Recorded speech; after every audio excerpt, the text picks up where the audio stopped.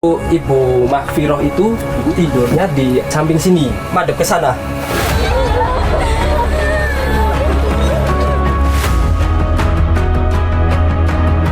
Kita perkirakan brigade dibakar dekat pintu, kemudian dia masuk ke dalam, tidak ada saluran untuk pembuangan gas. Ketika datang tim Inavis menemukan adanya busa yang ada di mulut korban.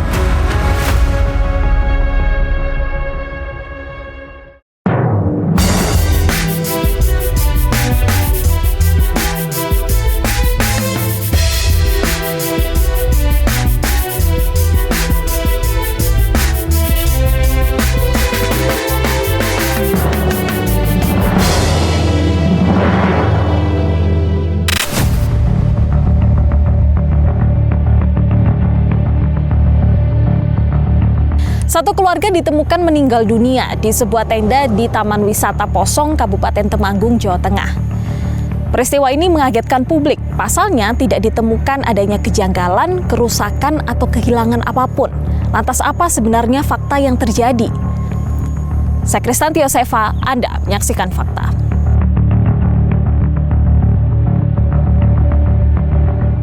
Tidak ada yang menyangka liburan yang direncanakan untuk meningkatkan kebersamaan keluarga justru berakhir petaka bagi Ali Munawar dan keluarga.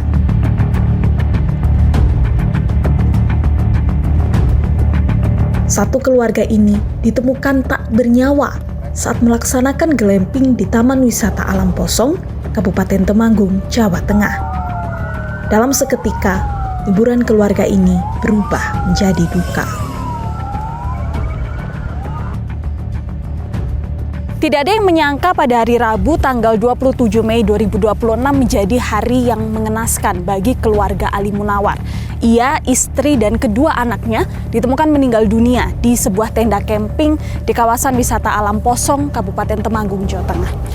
Kematian ini menimbulkan misteri mengenai apa sebetulnya yang terjadi pada rentang waktu belasan jam ketika pertama kali mereka datang dan camping sampai ditemukan meninggal dunia keesokan harinya. Sekarang kami sudah sampai di kawasan wisata Alam Posong, Kecamatan Kledung, Kabupaten Temanggung, Jawa Tengah, di mana informasi yang kami dapatkan tenda camping yang digunakan oleh keluarga almarhum Ali Munawar pada saat itu masih didirikan sampai sekarang. Kita juga sudah meminta izin terhadap pemilik usaha untuk melihat langsung seperti apa kondisi tenda kemah tersebut saat ini sekitar 1 minggu setelah kejadian naas tersebut. Ya, Anda bisa lihat pemirsa di belakang saya, ini merupakan tenda glamping yang digunakan oleh keluarga almarhum Ali Munawar pada saat itu. Tidak hanya ada satu tenda ini, tapi ada beberapa tenda yang sama di sekitar kawasan kemah ini ya. Jadi ada kurang lebih sekitar 4 tenda yang sama dengan ukuran yang sama juga yang digunakan oleh wisatawan yang berkunjung ke sini. Halaman terbuka ini biasa digunakan oleh wisatawan untuk melakukan aktivitas seperti memasak, kemudian makan bersama, dan lain sebagainya. Jadi tidak hanya ada tenda maupun teras di sini ya, tapi juga ada halaman terbuka yang disediakan oleh pemilik usaha di bagian depan maupun sekitarnya. Kita akan coba masuk ke dalam, pemirsa, untuk melihat kondisinya. Karena merupakan tenda glamping ya, jadi bukan tenda kemah biasa. Memang tenda ini tuh cukup luas pemirsa. Kalau kita kira-kira kurang lebih diameternya sekitar 4 meter. Jadi bisa digunakan untuk memuat 2 kasur sekaligus. Jadi ada 2 kasur, kita bisa lihat ada 2 di sini. Kasur ini juga lah yang digunakan oleh keluarga Ali Munawar pada saat itu untuk berkemah atau untuk menginap di sini. Kemudian tampak juga masih ada bantal, masih ada sisa spray, karena memang inilah kondisi yang sama ya seperti ketika kali pertama jenazah ditemukan dan juga kemudian polisi mengumpulkan barang bukti. Kemungkinan besar dugaannya ventilasi ini ditutup karena ya udara dingin. Beberapa saat saya di sini saya bisa merasakan kalau semua ventilasinya ini ditutup, baik itu ventilasi jendela maupun pintu, ini sirkulasi udaranya sangat terbatas. Kalau informasi yang kami dapatkan ketika pertama kali jenazah ditemukan, itu posisinya di bagian paling pinggir, itu adalah almarhumah Mahfiroh Alfira yang mana merupakan istri dari Pak Ali Munawar. Nah, almarhum Pak Ali Munawar berada di sebelah istrinya. Nah, kemudian di bagian karpet ini yang terletak di tengah-tengah antara dua kasur itu pada saat itu terbaring anak kedua mereka, yaitu Alvino Evan Hakiki. Dan di kasur yang satunya di sini terbaring sang kakak, yaitu Bagas Amar Hakiki.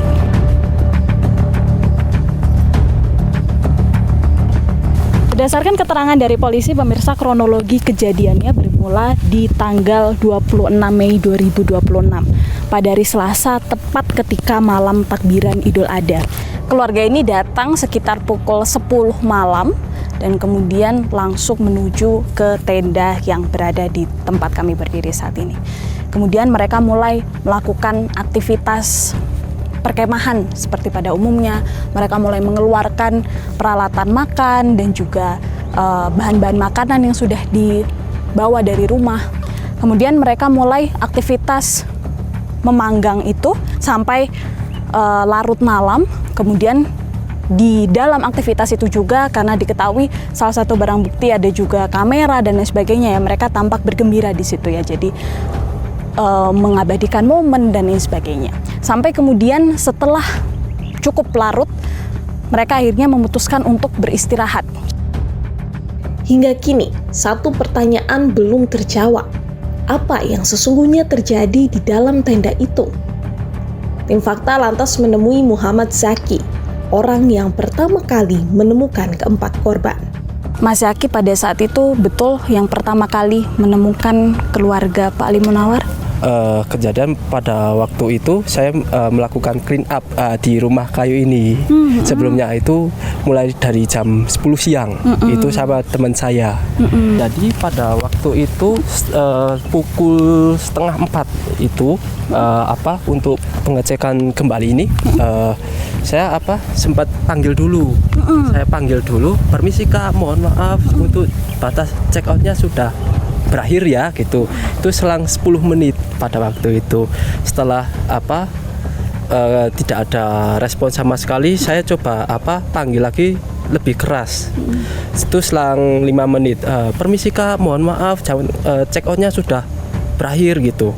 Ya, itu kan nggak ada jawaban, nggak ada respon gitu. Ya udah, saya terpaksanya itu saya buka tendanya ini. Oke, jadi pada saat itu kondisi ini semua tertutup, Mas Zaki? Iya, tertutup. Pun ventilasi jendela itu juga tertutup semua? Tertutup juga.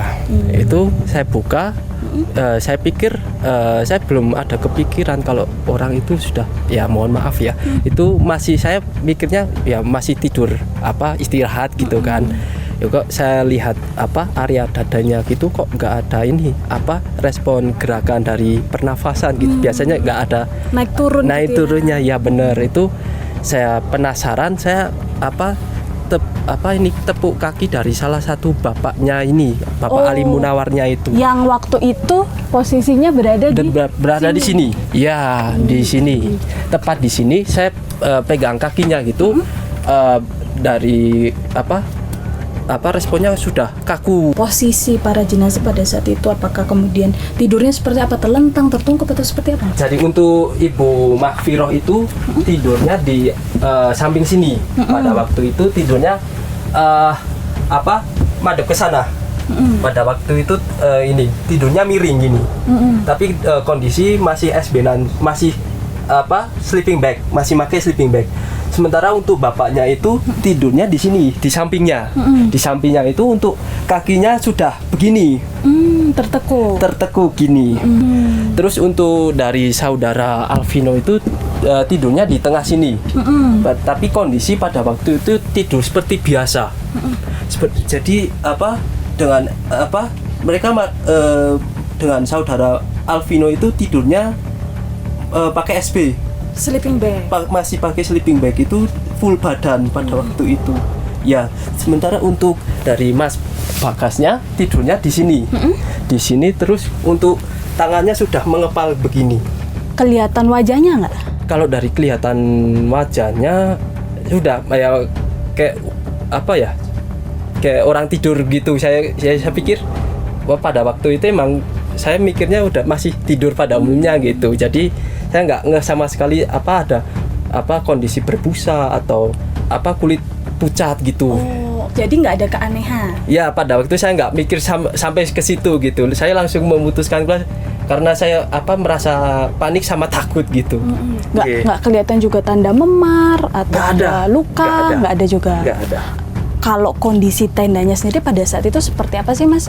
Tertutup kah atau dan barang-barangnya itu di mana saja, kondisinya berantakan atau rapi atau seperti apa?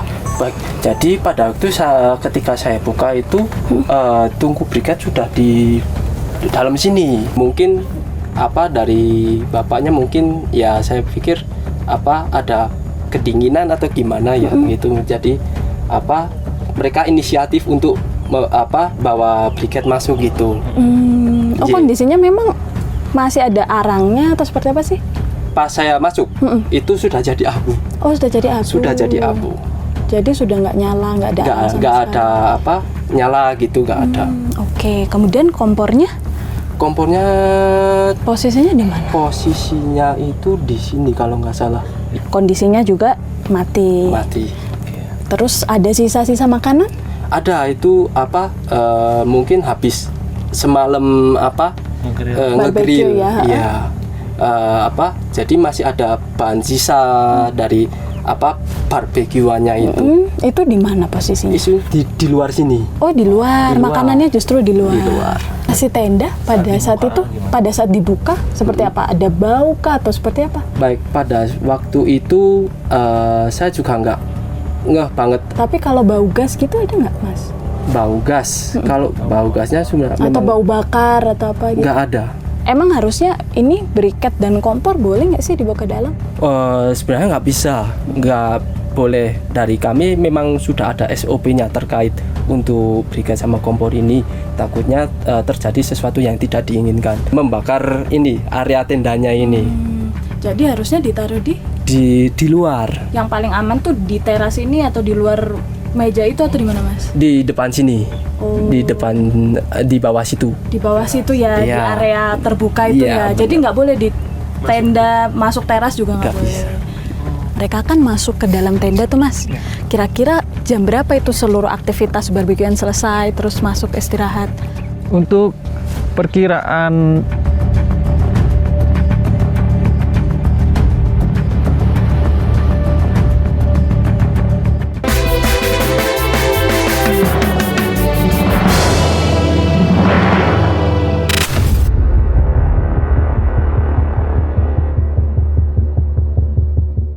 Taman Wisata Alam Posong dikenal sebagai tempat untuk menikmati ketenangan. Hamparan pegunungan, udara yang sejuk, dan langit yang terbuka menjadi alasan banyak orang datang dan menginap di sini. Mereka biasanya menyewa tenda atau kamar, menunggu matahari terbit, dan menikmati malam di alam terbuka. Tim Fakta juga akan bertemu dengan perwakilan dari Taman Wisata Posong untuk mengetahui seperti apa sebetulnya kegiatan satu keluarga ini di hari itu, tanggal 26 sampai 27 Mei 2026. Dengan Mas Noval ya? ya Mas Noval dari perwakilan Taman Wisata Posong. Ya, Mas Noval bisa nggak diceritakan seperti apa sih rentetan awalnya ya kegiatan korban ini sekeluarga, pada awalnya datang jam berapa, kemudian seperti apa kegiatan mereka hari itu? ya untuk awal kedatangan itu dari keluarga Bapak Ali itu sekitar jam 10 malam sampai di lokasi parkiran. Kemudian dari keluarga Bapak Ali menemui salah satu kru kami untuk konfirmasi check-in. Ada nggak rekaman CCTV yang memperlihatkan ya pada saat itu kedatangan sampai aktivitas mereka? Ini untuk CCTV yang ada di kami. Dari keluarga Bapak Ali itu check-in jam 10, kemudian mendatangi Mas Agus tadi, Mbak. Yang mana orangnya, Mas? Kelihatan nggak? Mana ya? Yang mana sih, Mas? Bentar, nih, Mas. Di Zoom boleh nggak, Mas? Oke, kemudian Ya, kemudian mereka konfirmasi Mas Agus tadi untuk diantar ke tenda. ini berempat ya pada saat itu? Ya, berempat. Berempat. Oke, pada saat itu selama berjalan itu ada komunikasi antara Iya. keluarga Pak Ali dengan kru?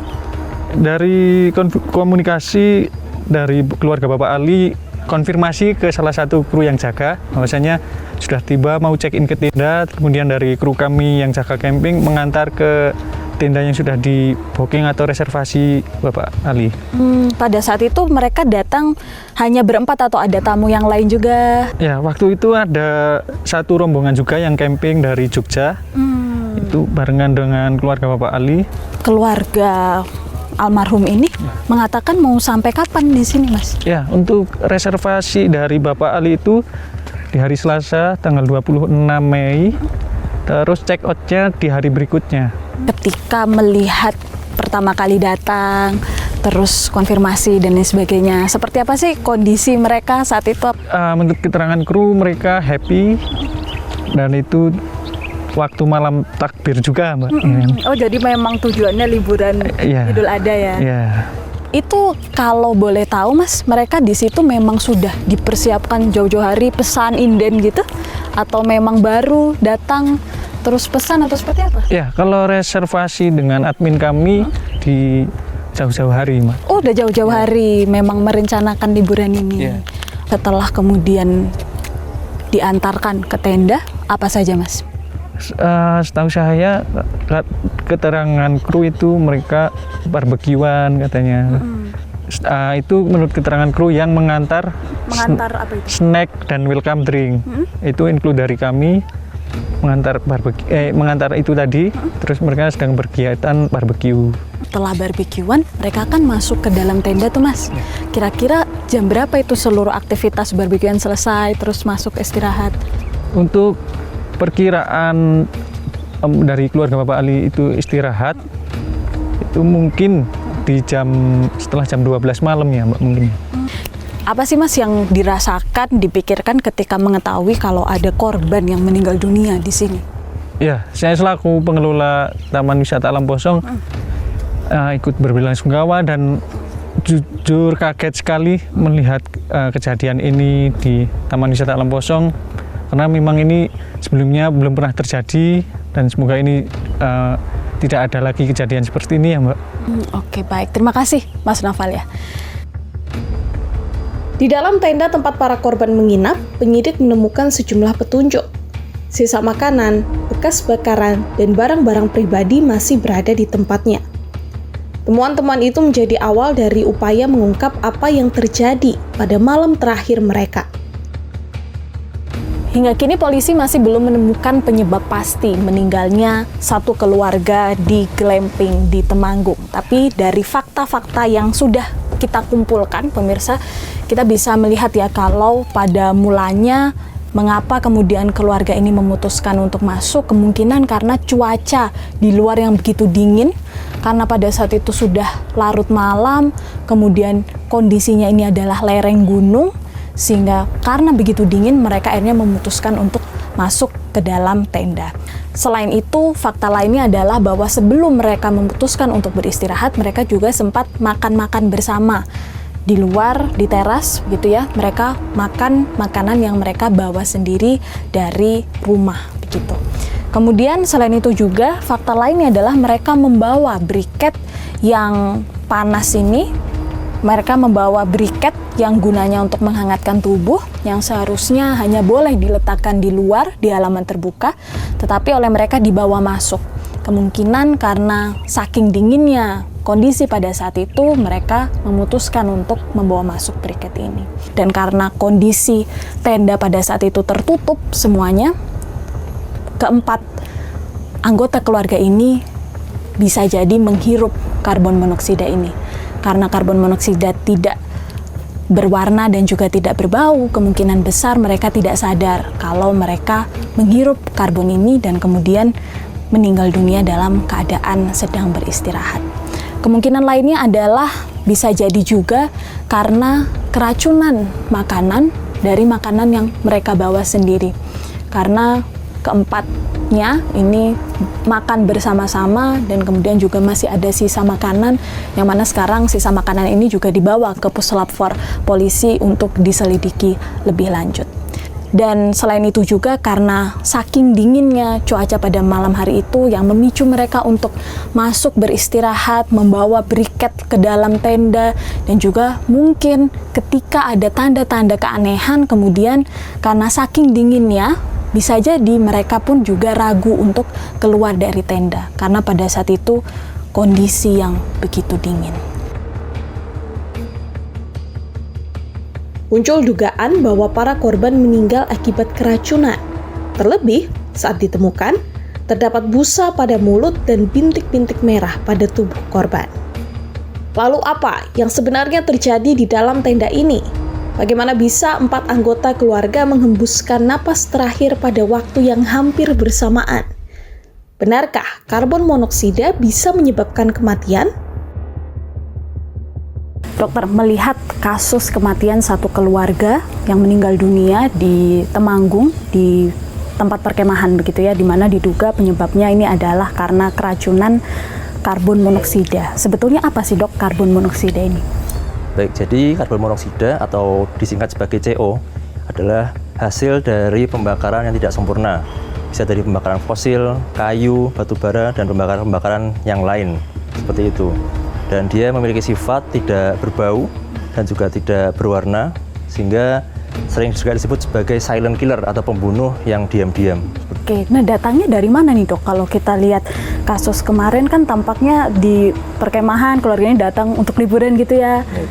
Tidak ada yang berbahaya begitu sepertinya, tapi tiba-tiba muncul karbon monoksida ini dari mana datangnya? Ya, bisa dari beberapa kemungkinan. Jadi bisa jadi bakaran sesuatu di dekat lokasi, kemudian masuk ke dalam ruangan yang itu minim ventilasi atau mungkin relatif tertutup, sehingga terkumpul, terakumulasi di dalam ruangan dan menyebabkan gejala-gejala tertentu yang kemudian menyebabkan kematian. Salah satu temuan kami adalah briket ya yang digunakan untuk pembakaran, kemudian untuk menghangatkan begitu ya, itu berada di dalam tenda. Nah, apakah dari situ bisa menjadi salah satu sumber? Baik, berarti briket kan batu bara ya, memang pembakaran bahan bakar fosil. Jadi dari pembakaran itu ada gas buang yang memang salah satunya adalah CO, sehingga itu mungkin masuk ya, terakumulasi, dan itu memang tidak terasa. Nah, setelah tidak terasa, mungkin karena sudah malam juga itu ya, saya nggak tahu apakah malam atau sore atau siang, tapi kalau pembakaran pasti saat malam hari ya, pas waktunya dingin. Nah, saat mungkin juga capek, kemudian tidak terasa, banyak gas masuk, akhirnya kemudian setelah berapa lama meninggal. Apakah selalu pembakaran dari briket atau dari alat camping begitu ya, itu bisa menyebabkan terjadinya karbon monoksida? Ya, memang paling banyak adalah dari pembakaran fosil ya, dari bahan bakar minyak atau mungkin batu bara dan juga mungkin kayu. Tapi memang mungkin yang pada kasus ini ya paling mungkin dari briket itu. Jadi ada asap pembakaran yang tidak sempurna, kemudian terakumulasi tadi, ya, sehingga menyebabkan meninggal. Dok, kita punya foto TKP ya yang memperlihatkan keadaan tempat kemahnya atau tendanya, kemudian posisi dari para korban yang sedang berada di situ. Kira-kira diameternya kurang lebih 4 meter, kurang lebih 4 meter. Satu kamar itu ya, sedang ya itu. Kemudian di mana briketnya itu? Briketnya itu terletak di pintu tenda. Dan nggak ada ventilasi? Tidak ada ventilasi, semua tertutup rapat. Tendanya tebal ya.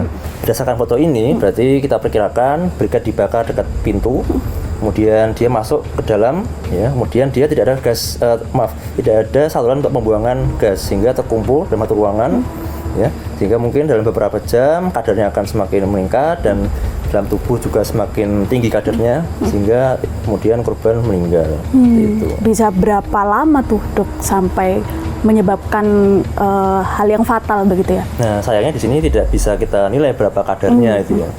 Tapi kalau misalnya tadi katakanlah 800 ya, atau mungkin 1000, itu mungkin bisa 2-3 jam atau mungkin juga kurang, seperti itu. 4 korban, efeknya apakah sama ke 4 korban ini atau seperti apa dok? Ya, sebenarnya ada beberapa faktor ya. Yang paling meningkatkan risiko untuk meninggal yang saya tahu adalah usia, seperti itu. Jadi makin berusia maka kapasitas paru juga semakin menurun, sehingga nanti juga akan tingkat kematiannya sangat tinggi di usia-usia yang lansia seperti itu. Karbon monoksida ini seperti yang tadi dikatakan tidak berbau, tidak berwarna begitu ya. Artinya kita kadang tidak sadar atau tidak tahu. Bagaimana dong cara mengetahuinya, Dok? Ya, memang ini sangat sulit diketahui dengan panca indera kita. Tapi memang ada alat ya untuk detektor CO. Itu ya ada alat, nanti ada kadarnya berapa, di kadar tertentu dia akan mengeluarkan alarm bunyi seperti itu. Jadi setelah berbunyi maka kita bisa antisipasi. Atau misalnya tidak ada alat seperti itu, jadi misalnya ada faktor risiko seperti pembakaran, kok tiba-tiba pusing, itu harus segera keluar mencari oksigen, udara bebas. Baik, kalau begitu terima kasih banyak Dr. Dewanto Ya, sama-sama. atas penjelasan dan edukasinya. Oke. Apa Pak unsurnya? Untuk unsurnya itu diduga CO, karbon monoksida.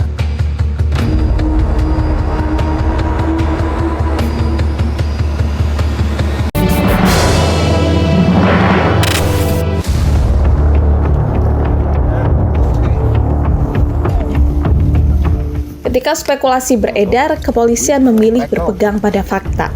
Polres Temanggung kemudian melakukan otopsi untuk mengungkap penyebab kematian para korban. Otopsi lantas dilakukan terhadap Alvino, anak bungsu dalam keluarga tersebut. Sementara itu, keterangan para saksi dan temuan di lokasi terus dikumpulkan kepolisian. Lalu, ke arah mana penyelidikan ini mengarah? Sebetulnya apa sih tujuan satu keluarga ini datang ke sana awalnya? Oke. Baik, dapat kami jelaskan berdasarkan hasil penyelidikan yang kami laksanakan Satreskrim Polres Temanggung bahwa hasil keterangan dari beberapa saksi yang kami periksa itu memang menyebutkan bahwa 4 korban ini yang merupakan satu keluarga ini hanya melaksanakan jalan-jalan. Ya. Jadi jalan-jalan memang terdapat keterangan bahwa ingin melaksanakan sholat itu di daerah perkemahan tersebut. Demikian. Oke, apa saja kegiatan mereka selama di sana? Untuk kegiatan dilaksanakan, yang pertama tentu berwisata. Awalnya sampai di sana itu mereka menikmati pemandangan, terlihat dari beberapa pemeriksaan yang kami dapatkan. Setelah itu makan dan ngopi, umum ya, kegiatan umum, makan dan ngopi. Dan yang terpenting dilaksanakan adalah melaksanakan barbekyuan atau masak-masak dari gas portable yang memang kompor gas portable yang memang dibawa korban dari rumah. Gitu. Apa saja tuh makanan yang mereka konsumsi saat itu? Baik. Untuk yang disediakan dari pengelola sendiri itu kan memang ada namanya welcome drink ya, terkait dengan teh ataupun kopi dan beberapa rebusan. Nah, setelah itu yang memang mereka bawa itu adalah dari barbecue sendiri seperti daging slice, itu ada lagi sosis frozen yang dibawa, jamur enoki, selada, dan nasi yang mereka bawa. Jadi itu memang paket lengkap yang mereka bawa dari rumah. Kalau barang bukti kemudian yang dikumpulkan polisi dari TKP apa saja Pak? Baik. Untuk barang bukti tentunya satu buah mobil Honda Jazz RS berwarna putih itu untuk korban sampai di lokasi. Yang kedua adalah 5 handphone berbagai merek, tentunya milik korban semua. 2 buah kamera yang digunakan untuk foto-foto, 1 set kompor gas, 1 tungku tanah liat, perlengkapan pribadi terkait dengan tas, pakaian dan alat mandi. Itu terkait dengan perlengkapan pribadi. Dan terakhir adalah sisa makanan tersebut, itu aja. Kalau yang dilihat dokumentasi mereka selama di sana, apa saja Pak yang mungkin bisa dijelaskan? Hasil pemeriksaan kami itu, mereka itu ketika malam itu menikmati welcome drink tersebut dan foto-foto ketika bakar-bakar barbecue. Jadi setelah bakar-bakar barbecue itu udah tidak ada dokumentasi lagi. Oh gitu. Ya. Dan itu prosesi bakar-bakar, mengonsumsi makanan itu di teras? Betul. Tepat di teras tenda. Jadi antara tenda dan teras ini masih dalam satu komponen. Jadi ini masih tenda. Jadi tepat di mulut tenda, di depan pintu resleting itu, itu langsung melaksanakannya pas di depan pintu tersebut. Kemarin ketika kita bicara dengan saksi gitu ya, ada briket juga di situ? Iya, betul. Itu dari mana, Pak? Untuk briket ini kan paket dari pengelola sendiri. Jadi selain welcome drink, ada breakfast dan tungku tanah liat yang terbuat dari tanah liat. Selama proses penyelidikan kemudian yang dilakukan kepolisian, apa saja temuan, mungkin temuan-temuan menarik yang bisa disampaikan, Pak? Ketika datang tim Inavis, itu menemukan adanya busa yang ada di mulut korban. Nah, setelah itu tidak ada ditemukannya tanda-tanda kekerasan fisik. Hasil pemeriksaan luar di tubuh korban tidak ada kekerasan fisik, baik itu benda tumpul maupun benda tajam, itu semuanya nihil. Nah, sebelum dibawa untuk pemeriksaan otopsi. Selain itu, kami juga sudah mencari apakah ada bekas muntahan, itu tidak ada juga. Oke, jadi secara fisik biasa-biasa saja. Iya, betul. Tapi kalau berdasarkan hasil visum awal nih ya, Pak, Iya, betul. ketika kemudian dilihat apakah ada tanda-tanda mungkin kegagalan organ atau seperti apa?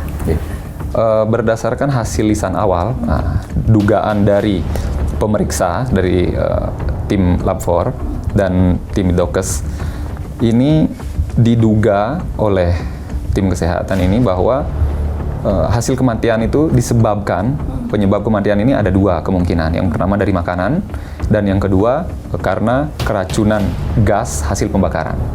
Ya, jadi ini sesuai dengan apa yang kita temukan di TKP, dimungkinkan diduga gas hasil pembakaran ini adalah hasil pembakaran dari memasak barbeque tadi atau hasil pembakaran dari tungku tanah liat tersebut. Oke, apa Pak unsurnya?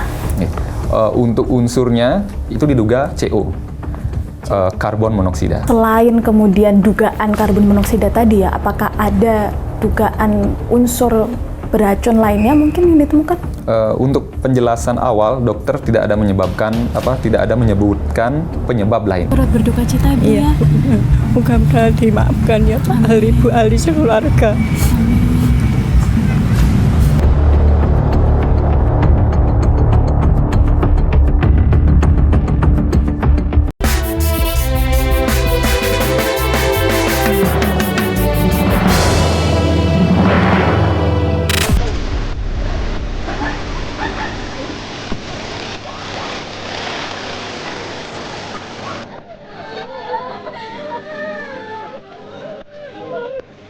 Setelah proses otopsi selesai, keempat jenazah dibawa pulang ke Banyu Biru. Langit mendung dan hujan yang turun ikut mengiringi prosesi pemakaman. Keluarga, kerabat, dan tetangga datang silih berganti. Mereka tak hanya mengantarkan keempat korban ke tempat peristirahatan terakhir, namun juga berusaha memahami tentang kehilangan yang datang terlalu cepat. Kak Bapak datang melihat langsung kondisi jenazah begitu ya. Pada saat itu apa yang ada di pikiran? Adik Munib itu nyampe di rumah sakit sana, telepon ke saya sekitar jam 11 malam kurang seperempat lah. Pak D, ini meninggalnya dalam tenda, kemungkinan besar keracunan. Ini harus diotopsi, bilang gitu ya. Akhirnya diputuskan ya sudah ikut kepolisian kalau memang yang terbaik seperti itu. Diceritakan seperti apa sosok adik ya, yang Bapak tahu, dan keluarganya juga, istri dan anak-anaknya. Sosoknya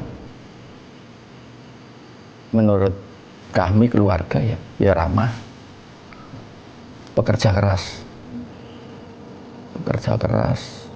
kemudian mendidik anaknya, disiplin. Jadi untuk mengejar cita-cita masing-masing dua anak itu kan beda. Yang satunya di UGM, yang satunya mengejar prestasi taekwondo. Jadi kalau anaknya itu ada turnamen di mana, umpamanya di Bali, ya diikuti sama ayahnya. Kalau Bagasnya itu memang secara akademiknya cerdas. Jadi dari masuk UGM itu juga dapat diskon katanya. Sepeninggal Ali Munawar dan keluarganya, ada ruang yang kini tak lagi terisi. Rumah yang dulunya ramai oleh aktivitas sehari-hari, kini terasa berbeda. Sunyi hadir di sudut-sudut yang sebelumnya dipenuhi kehangatan. Sekarang tim Fakta berada di Kompleks Temenggungan, Kelurahan Panjang, Kecamatan Ambarawa, Kabupaten Semarang.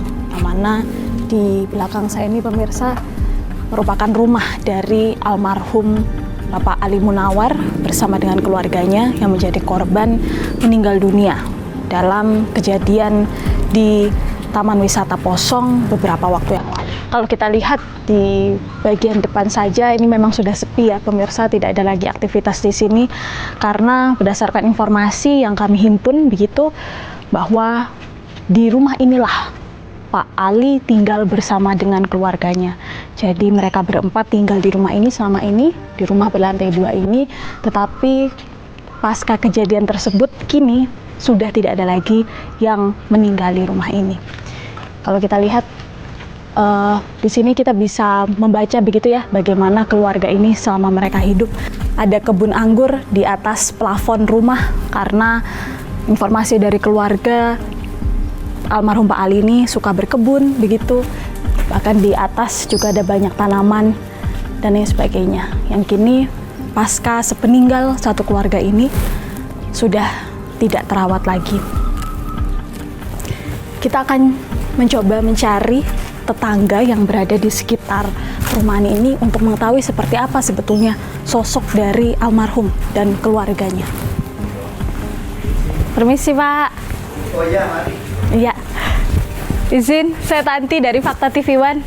Oh iya. Iya, dengan Pak siapa namanya? Pak Tio. Pak Tio, tetangga dari Pak Ali Munawar ya. Pak Ali Munawar. Iya, Pak, kalau boleh diceritakan seperti apa sih sebetulnya sosok keluarga Pak Ali Munawar ini menurut tetangga? Keluarga Pak Ali itu di lingkungan sini baik lah ya. Pak Ali sendiri itu sebagai bendahara RT, Ibu Ali atau Maghfirah itu sebagai bendahara PKK, Bagas itu sebagai bendahara remaja. Oh gitu. Ya, jadi satu keluarga itu bendahara semua. Aktif. Karena orangnya ya aktif, sangat aktif di lingkungan. Ya, dan baik orangnya. Sama tetangga juga baik, nggak pernah ada ini ya. Berita yang beredar gitu, sepertinya berprestasi begitu anak-anak. Iya, anaknya sangat berprestasi. Si Bagas juga berprestasi, si Vino juga kan atlet ini taekwondo ya. Terakhir Pak Tio melihat keluarga atau sempat bersinggungan dengan keluarga ini kapan Pak? Ya kan ini jendelanya kan sama jendela ini kan sering lihat ya. Terakhir tuh saya lihat tuh sekitar jam 5 sore itu menjelang di hari ini tanggal 26 ya. Tanggal 26 setelah itu mau pergi mana nggak tahu. Pak Ali sendiri kan sering di depan sini itu ya. Sehari sebelumnya berangkat itu juga ketemu, sempat sedikit ngobrol ya. Terus setelah itu sudah nggak ngerti kabarnya. Setelah itu hari tanggal 27-nya sekitar jam 8 malam itu sini digedor, terus saya diberitahu bahwa ada kabar duka Pak Ali sekeluarga meninggal. Terus langsung saya ke Temanggung juga.